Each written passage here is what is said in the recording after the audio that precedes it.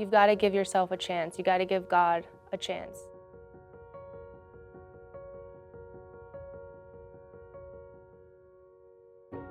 My name is Alyssa, and I attend Binghamton campus, currently in the Pastors in Training program and serving in the cafe, working on the Alpha team, as well as helping out at Next Steps right now. I actually started going to church around 3rd grade. My parents weren't super religious at all. We didn't really know who God was or any of that stuff growing up, so it actually started with my brother. He had been going to an after-school program, and he would come home and he would talk about, all these fun things he got to do with the church. And, at the time, me and my sister were going to a babysitter's after school because my mom had work. So we were like, well, that sounds a lot more fun than going and sitting at the babysitter's house. So my mom was like, all right, if you guys all go together. So we did. The next week, me and my sister went, and it was great.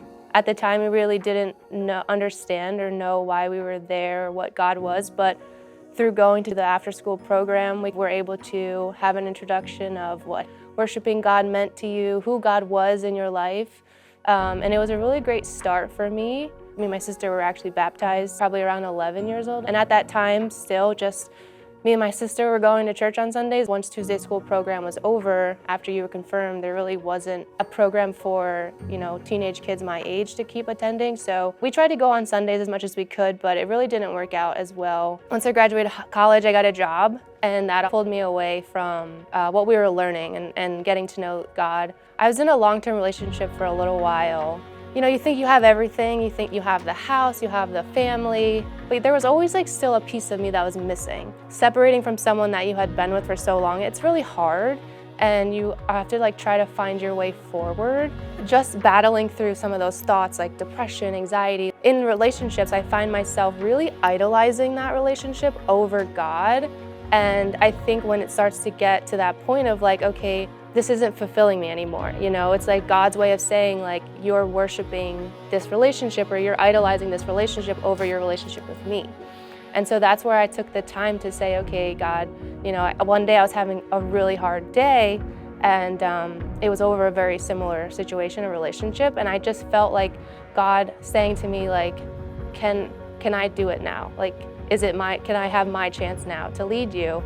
And I'd actually bumped into someone from church in the store, and they were like, we haven't seen you in so long, how has life been, how are things going? You should come to church on Sunday, it's Palm Sunday, we would be so excited to see you again. And I was thinking, I'm like, you know what, that's a really great idea. I remember all the joy I used to have going on Sundays and the influence that God had on my life in those younger years. I really think that He guided me to that point. And so that following Sunday, I did actually attend church, and the message just really spoke to me. And I was like, I think this is the hole that needs to be filled is from God. This is where I need to be. This is the path that I need to take on. And so I kind of just was like, all right, God, my way's not working, so I'm gonna try your way. And from there, it has been tremendous. I think I learned where God's place in my life is, and when you're looking for someone or something to fulfill you, God is that person that needs to do that. You need to go spend time in His Word. You need to be refilled and refreshed in His Word every single day to just fill yourself up, and instead of going to a relationship or someone physically, because it's not the same thing, and at the end of the day, you're still feeling empty.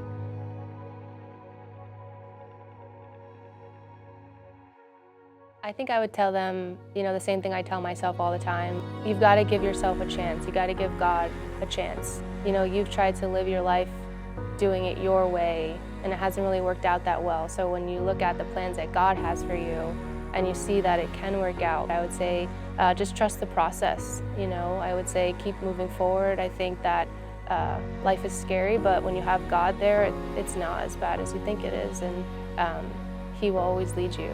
Even if you stir away from Him or you get off path, He's never left you, He'll never leave you, and He'll just guide you right back. He just walks alongside us every day.